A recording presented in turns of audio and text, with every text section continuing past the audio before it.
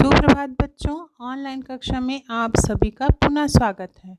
आज हम कक्षा 5वीं के हिंदी पाठ्य पुस्तक रिमझिम का पाठ 18 चुनौती हिमालय की पढ़ने जा रहे हैं। बच्चों, इसमें एक यात्रा का वर्णन है। यह हमें बर्फ से ढके ऐसे ऊंचे पहाड़ पर चढ़ाता चला जाता है जहां 8 कदम चलना भी बहुत कठिन हो जाता है।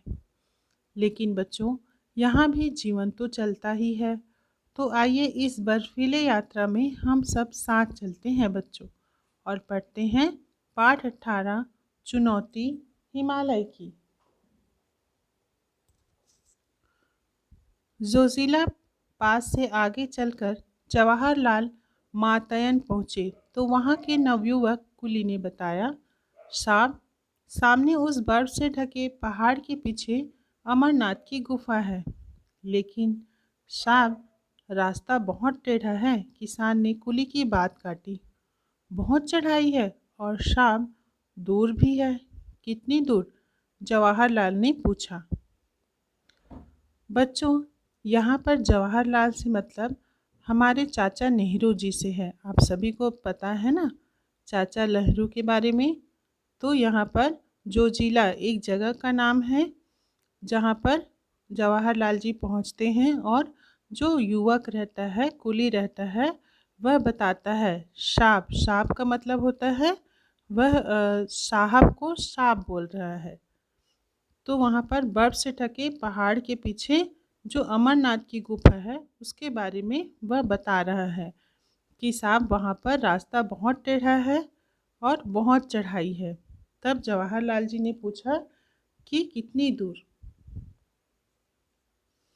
8 मील साहब, कुली ने जल्दी से उत्तर दिया। बस, तब तो जरूर चलेंगे। जवाहरलाल ने अपने चचेरे भाई की ओर प्रश्न सूचक दृष्टि डाली। दोनों कश्मीर घूमने निकले थे और जोजिला पास से होकर लद्दाखी इलाके की ओर चले आए थे। बच्चों, कुली ने तुरंत जवाब दिया कि वह 8 मील दूरी है।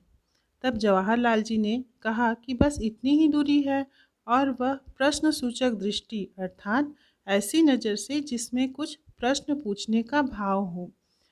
तो वह अपने भाई की ओर देखता है कि क्या हम लोग चलेंगे। तो दोनों क्या थे कि कश्मीर घूमने के लिए निकले थे और वहाँ पर लद्दाखी इलाके की ओर चले आए थे घूमते हुए। अब अमरनाथ जाने में क्या आपत्ति हो सकती थी? फिर जवाहरलाल रास्ते की मुश्किलों के बारे में सुनकर सफ़र के लिए और भी उत्सुक हो गए। कौन कौन चलेगा हमारे साथ? जवाहरलाल ने जानना चाहा।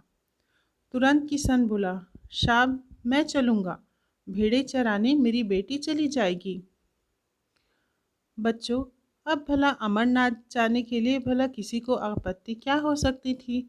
और फिर वहाँ की मुश्किलों के बारे में सुन करके जो जवाहरलाल जी थे वो बहुत उत्सुक मतलब बेचैन हो गए थे वहाँ जाने के लिए, कि उसको रोमांच हुआ कि वहाँ जाना चाहिए और देखना चाहिए।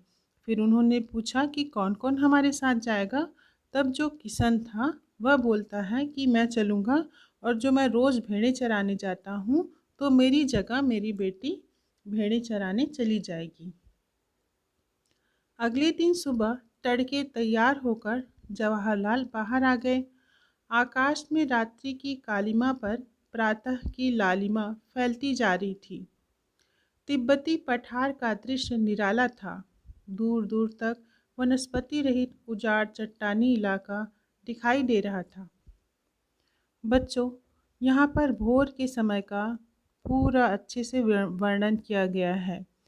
जैसे कालिमा, कालिमा का अर्थ होता है कालापन, और लालिमा का अर्थ होता है लाली, मतलब हर तरफ जो सूर्य की रोशनी फैली रहती है सुबह सुबह, उसके बारे में बताया गया है। हम लोगों ने पिछली कक्षा में पढ़ा था तड़के। तड़के मतलब क्या होता है? बहुत सुबह उठ करके जो जवाहरलाल जी थे वो बाहर आए, और जो आकाश में रात्रि, रात्रि मतलब रात के समय जो कालिमा थी वह सुबह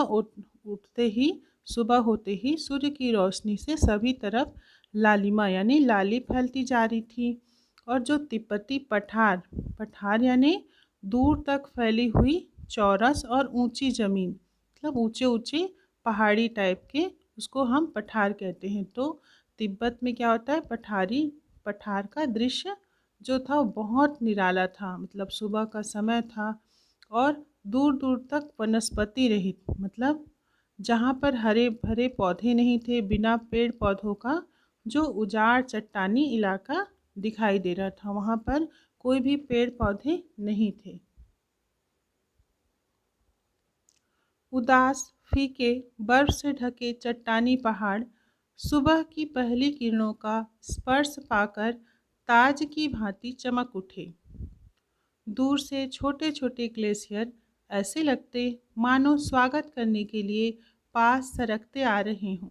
सर्द हवा के झोंके हड्डियों तक ठंडक पहुंचा रहे थे।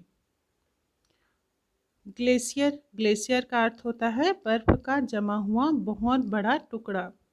तो बच्चों, यहाँ पर चूंकि हरे भरे पौधे नहीं थे, पेड़ पत्ते नहीं थे, इसीलिए यहाँ पर लेखक ने कहा है कि उदास फीके बर्फ से ढके चट्टानी पहाड़, मतलब यहाँ पर पूरे सब तरफ क्या थे, पूरे बर्फ से ढका हुआ था। और दूर से छोटे छोटे जो ग्लेशियर थे, बर्फ का जमा हुआ बड़ा टुकड़ा था, ऐसे लगते थे मानो स्वागत के लिए सरकते आ रहे थे, मतलब और ऐसे लग रहे थे जैसे हमारे पास आते जा रहे हैं। और चूंकि सभी तरफ बर्फ था तो इतनी ठंड थी कि वे हड्डियों तक ठंडक पहुंचा रही थी, मतलब बहुत जोरों की ठंड लग रही थी। जवाहर ने हथेलियां आपस में रगड़कर गर्म की और कमर में रस्सी लपेटकर चलने को तैयार हो गए। हिमालय की दुर्गम पर्वतमाला मुंह उठाए चुनौती दे रही थी। जवाहर इस चुनौती को कैसे न स्वीकार करते। भाई किशन और कुली सभी रस्सी के साथ जुड़े थे। किशन गड़ेड़िया अब गाइड बन गया था। बच्चों, चूँकि सभी तरफ पूरे बर्फ फैली थी और बहुत ठंड थी, तो जवाहरलाल जी ने हथेलियों को आपस में रगड़ा। तो इससे क्या होती है, आपस में रगड़ने से हाँ, हाथ गर्म हो जाते हैं। और सभी ने एक दूसरे को आपस में कमर में रस्सी से बांध लिया था कि कोई इधर उधर ना भटके और सभी एक साथ चलते रहें। और यहाँ पर दुर्गम का अर्थ क्या होगा, दुर्गम का मतलब होगा जहाँ कठिनाई से जाया जा सके। जो हिमालय की दुर्गम पर्वतमाला है वे उन्हें चुनौती दे रही थी, और इस प्रकार से जवाहरलाल उस चुनौती का सामना कर रहे थे और स्वीकार करते हैं कि उस ठंड के मौसम, उस ठंडे पहाड़ी पर चढ़ना उन्होंने स्वीकार किया। और जो गडेरिया था, जो भेड़ें चराता था, अब वह उन्हें रास्ता बता रहा था और उनका गाइड बन गया था। बस 8 मील ही तो पार करने हैं, जोश में आकर जवाहरलाल चढ़ाई चढ़ने लगे। यूं 8 मील की दूरी कोई बहुत नहीं होती, लेकिन इन पहाड़ी रास्तों पर 8 कदम चलना दूभर हो गया। एक एक डग भरने में कठिनाई हो रही थी। रास्ता बहुत ही वीरान था। पेड़ पौधों की हरियाली के अभाव में एक अजीब खालीपन सा महसूस हो रहा था। बच्चों, अगर हम सामान्य आम तौर पर जो सीधे रास्ते चलें तो 8 मील की दूरी कोई बहुत बड़ी दूरी नहीं होती। चूँकि वहाँ पर पूरे सभी तरफ पहाड़ थे, जो बर्फ़ के पहाड़ थे और सभी तरफ बर्फ़ फैले हुए थे, इसलिए उस रास्ते पर चलना बहुत ही दूभर था। दूभर मतलब बहुत मुश्किल काम था और डग भरने में कठिनाई हो रही थी, मतलब एक कदम उठाना भी मुश्किल हो रहा था। और रास्ते क्या थे, बहुत वीरान थी। वीरान मतलब सुनसान था, जहाँ पर पेड़ पौधों का नामो निशान नहीं था, बिल्कुल हरे भरे पेड़ पौधे नहीं थे और एक अजीब सा खालीपन, मतलब सूना सूना लग रहा था और वहाँ पर कोई पेड़ पौधे नहीं थे। कहीं एक फूल दिख जाता तो आँखों को ठंडक मिल जाती। दिख रही थी सिर्फ पथरीली चट्टानी और सफ़ेद बर्फ। फिर भी इस गहरे सन्नाटे में बहुत सुकून था। एक ओर सूं सूं करती बर्फीली हवा बदन को काटती, तो दूसरी ओर ताजगी और स्फूर्ति भी देती। जवाहरलाल बढ़ते जा रहे थे।